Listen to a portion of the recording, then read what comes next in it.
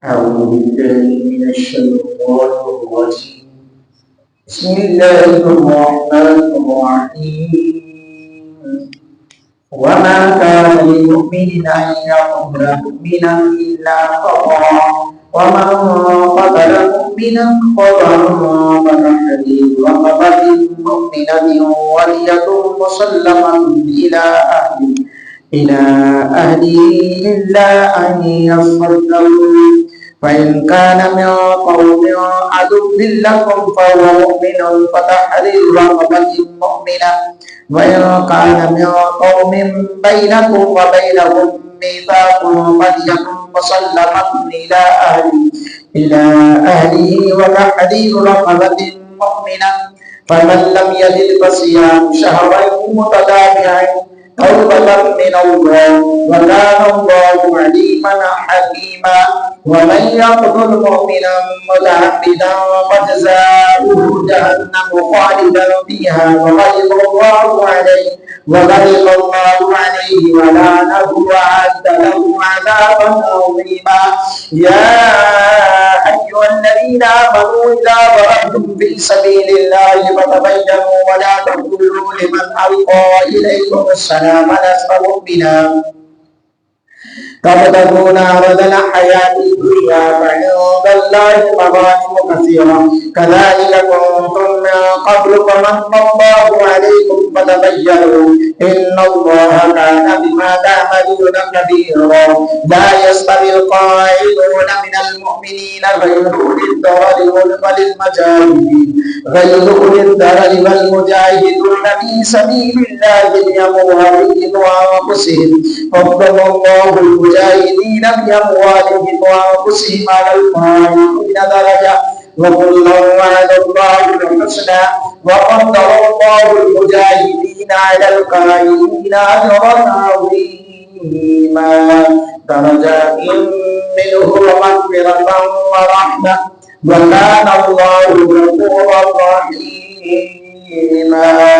إن الذين توفاهم الملائكة ظالمي أنفسهم قالوا فيم كنتم قالوا كنا مستضعفين في الأرض قالوا ولم تكن أرض الله واسعة فتهاجروا فيها فأولئك مأواهم جهنم وساءت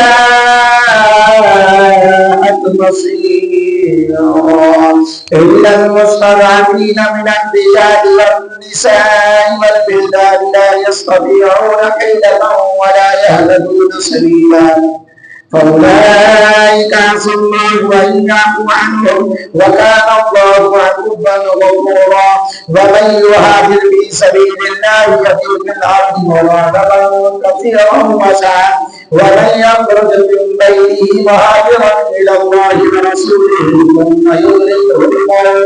ثم يدركه الموت فقد وقع أجره وكان الله غفورا رحيما.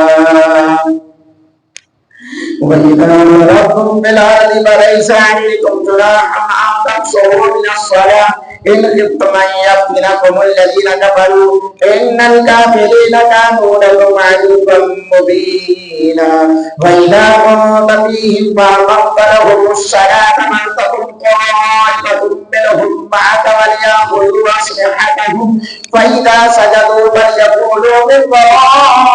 ورائكم ولتأت طائفة أخرى لم يصلوا وليصلوا معك وليأخذوا حذرهم وأسلحتهم ود الذين كفروا لو يكفرون عن أسلحتهم وأمتعتهم ويميلون عليكم ميلة واحدة ولا جناح عليكم إن كان بكم أذى من مطر أو كنتم مرضى أو تدعوا أسلحتكم وخذوا حذركم إن الله أعد للكافرين عذابا مهينا. فإذا قضيتم الصلاة فاذكروا الله قياما وقعودا وعلى جنوبكم فإذا اطمأننتم فأقيموا الصلاة إن الصلاة كانت على المؤمنين كتابا موقوتا.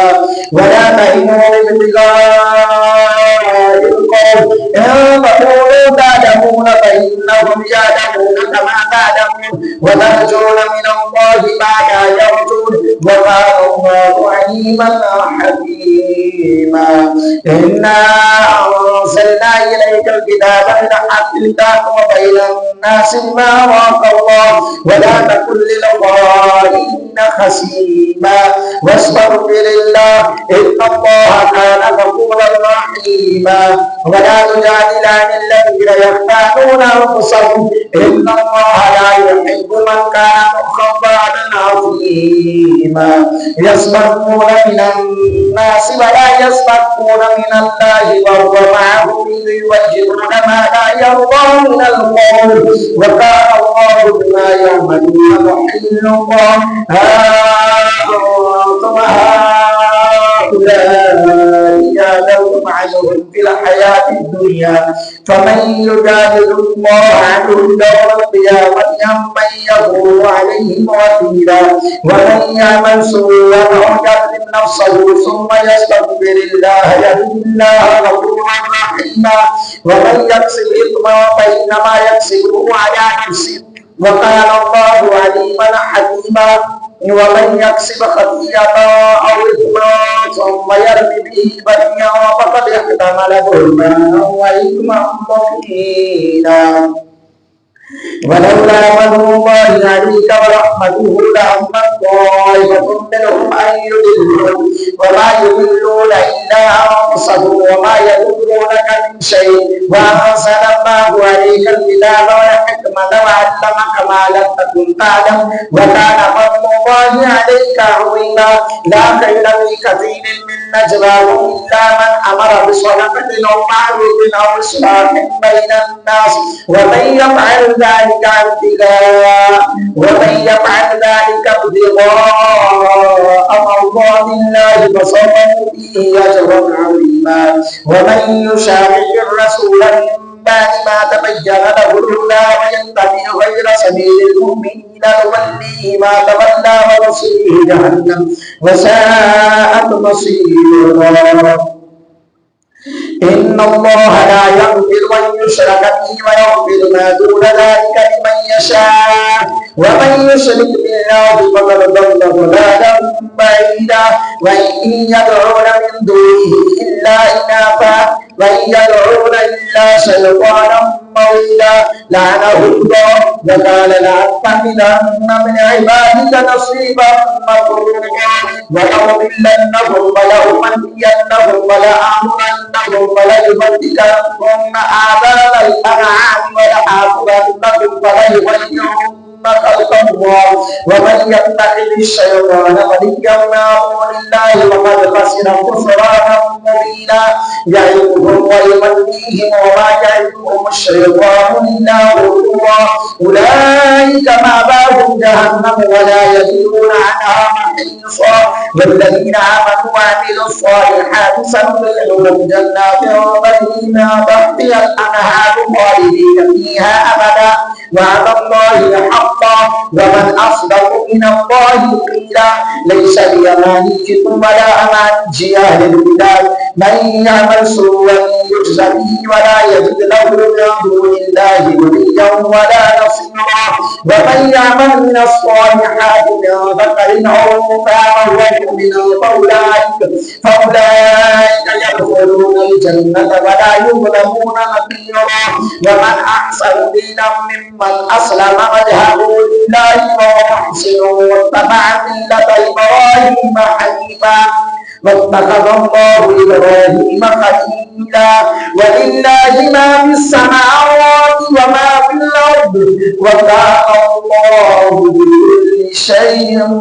محيطا صدق الله العظيم الحمد لله रकूल नंबर 10 से 15 तक अल्लाह के फजल करम से आपने समाप्त फरमानी सादत हासिल की है। दुआ है अल्लाह पाक की कायनात अपने प्यारे हबीब सल्लल्लाहु अलैहि वसल्लम के तवस्सुल से मेरा पढ़ना आप सबका सुनना अपनी बारगाह मुक़द्दस में कबूलियत का दर्जा फरमाए।